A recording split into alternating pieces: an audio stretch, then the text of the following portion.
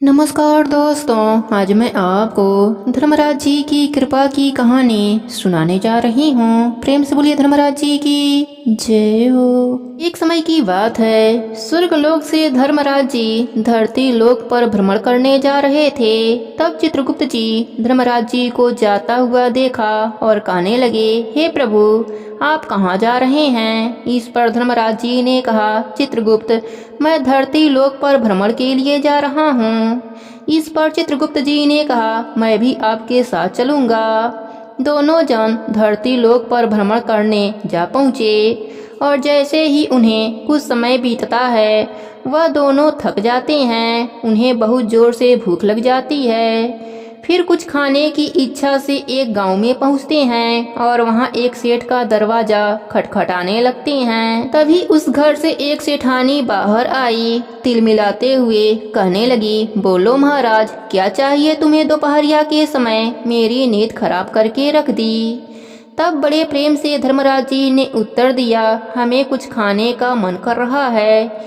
इतनी बात सुनते ही वह सेठानी गुस्से में बोलने लगी, आप दोनों को कुछ खाने का इतना ही मन हो रहा है तो अपने साथ अपने घर से कुछ खाने के लिए क्यों नहीं लेकर चले? यहाँ आकर क्यों नाटक करते हैं? ऐसा कहते हुए वह जोर जोर से गुस्से में अपने घर के भीतर दरवाजा पटकते हुए चली गई।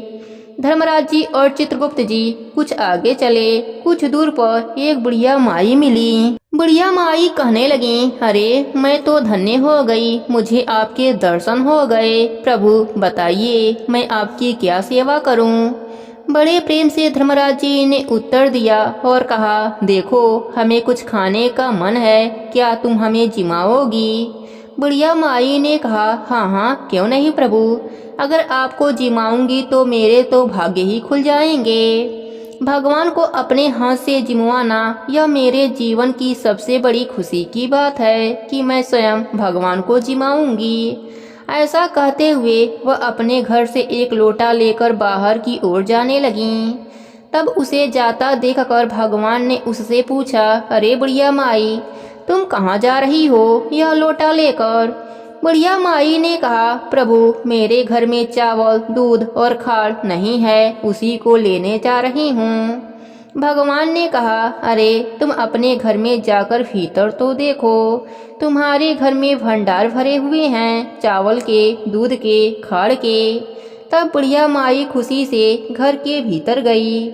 अपने घर के भीतर पहुंची तो जैसे ही इधर उधर ध्यान पूर्वक देखा तो उसे ढेर सारे चावल, दूध, चीनी दिखे। उसने बहुत सारी खीर बनाई और भगवान को बड़े ही प्रेम से जिमाया। जिमवाने के बाद वह भगवान से पूछने लगी, हे प्रभु, क्या आप मेरे प्रसाद और मेरे सेवा से प्रसन्न हैं? भगवान ने कहा, हम अपने भक्तों की सेवा से हमेशा प्रसन्न रहते हैं, तुम ऐसा क्यों पूछ रही हो? बुढ़िया माई बोली, प्रभु, प्रसन्न तो ठीक है, परंतु एक सवाल और मुझे आपसे पूछना था। इतनी सारी खीर का जो मैंने बनाई है, इसका मैं क्या करूंगी? मेरे यहाँ तो कोई खाने वाला भी नहीं है। बेटा था जो काफी समय से मुझे छोड़कर चला गया है, मैं अकेली रहती हूँ। इतनी बूढ़ी हो गई हूँ कि खुद भी ढंग से नहीं खा सकती हूँ। धर्मराज जी ने कहा, तुम अपनी आंखें बंद करो, जब मैं कहूँ तब अपनी आंखें खोलना और अपने घर के तरफ देखना। बुढ़िया माई ने तुरंत अपनी आंखें बंद कर लिया और धर्मराज जी की आज्ञा से अपनी आंखें खोलकर कुछ समय के बाद अपने घर के भीतर देखा तो क्या देखती है, उसके घर पर उसके बेटे, बहू, पोता पोती सब आ चुके हैं। यह देखकर वह बहुत आश्चर्यचकित हो जाती है और उसके खुशी का कोई ठिकाना नहीं रहता। वह तुरंत भगवान के कदमों में गिर जाती है और कहती है, हे प्रभु, आपने मुझे जीवन की सारी खुशियाँ दे दी, बहुत खुशी दे दी, लेकिन एक समस्या है प्रभु, मेरी कुटिया बहुत छोटी है, अपने बहू और बेटे को वहाँ पर कैसे रखूंगी। धर्मराज जी ने कहा, बुढ़िया माई देखो, तुम बिल्कुल भी चिंता मत करो। ऐसा कहकर धर्मराज जी ने उस छोटी सी कुटिया पर अपना पैर रख दिया। तभी वह छोटी सी कुटिया एक बहुत बड़ा महल में बदल गया और उसके बाद सब उस महल में बुढ़िया और उसका बेटा, पोता पोती, बहू सब बहुत हंसी खुशी से रहने लगे। और उस बुढ़िया ने उस दिन से निश्चय किया कि वह हर इंसान को खाड़ का प्रसाद देगी और गरीबों की मदद करेगी। वह खीर खाड़ का प्रसाद बांटने लगी और बांटते बांटते वह उस सेठानी के घर जा पहुंची, जहां पर भगवान सबसे पहले आए थे। बुढ़िया माई दरवाजा खटखटाया तो सेठानी बाहर आई और बुढ़िया के हाथ में खीर और खाड़ का प्रसाद देखकर बहुत हैरान हो गई और ताना कसते हुए बोली, हे बुढ़िया, किसका खाना चुरा कर लाई है? तू तो एक वक्त की रोटी के काबिल न थी और आज खीर खाड़ का प्रसाद बांटती फिर रही है। कहाँ डाका मारा है तुमने? तब बुढ़िया माई ने बहुत ही प्रसन्न होकर उसको उत्तर दिया, अरे मेरे घर में स्वयं भगवान आए थे, उसके बाद से मेरी किस्मत बदल गई।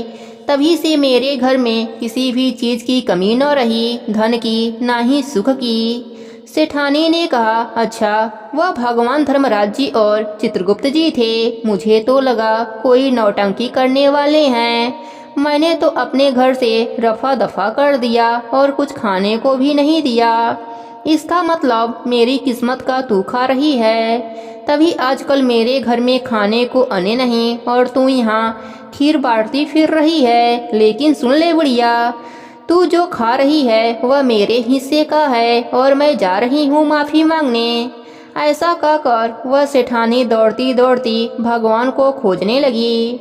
कुछ दूर दूरी तय करती है, तभी उसे भगवान दिखाई देते हैं।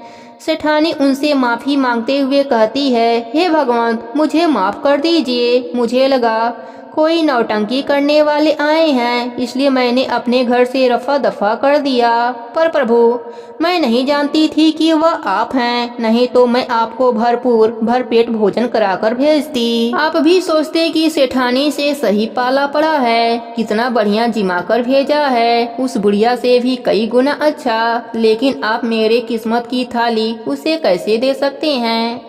मेरे घर में तो धन का एक दाना भी नहीं बचा। भगवान ने कहा, देखो, मैंने किसी की किस्मत का किसी को नहीं दिया। तुमने हमें ना किया और उस बुढ़िया ने हमें हाँ किया, इसलिए तुम्हारी जिंदगी में सब कुछ ना हो गया और उसके जिंदगी में सब कुछ हाँ हो गया। इसमें हमारी कोई गलती नहीं है, सब कुछ तुम्हारे कर्मों का फल है। जो इंसान इस दुनिया में आने के बाद अपने धन को सिर्फ अपने लिए इस्तेमाल करता है, उसके घर में कभी भी बरकत, सुख शांति नहीं रहती है और हमेशा उदासी छाई रहती है और उसके जीवन में हमेशा दुख तकलीफें भरी रहती हैं और कभी उसके भरे हुए भंडारे भी खाली पड़ जाते हैं। इसलिए तुम्हारे साथ भी ऐसा ही हुआ। सेठानी ने कहा, प्रभु, मुझे माफ कर दीजिए। प्रभु, मेरे परिवार का कैसे पालन पोषण होगा? मुझे माफ कर दीजिए। प्रभु, मैं अपने जीवन में कभी ऐसा नहीं करूंगी। दाने पुण्य करूंगी, गरीबों को खाना खिलाऊंगी, अपना धन सिर्फ अपने लिए इस्तेमाल नहीं करूंगी। मैं वादा करती हूँ प्रभु, मुझे माफ कर दीजिए। उसकी बातें सुनकर भगवान ने कहा, काम तेरा रुकेगा नहीं, धन तेरा टिकेगा नहीं। ऐसा कहकर धरती लोक से स्वर्ग लोक की ओर चल दिए। इधर बुढ़िया माई धर्मराज जी का नित्य नियम निभाई। मकर संक्रांति आने पर उसने खूब दान धर्म का काम किया, जिसके फलस्वरूप उसको यह लोक पर सुखों की प्राप्ति हुई और मरने के बाद स्वर्ग लोक का सुख मिला।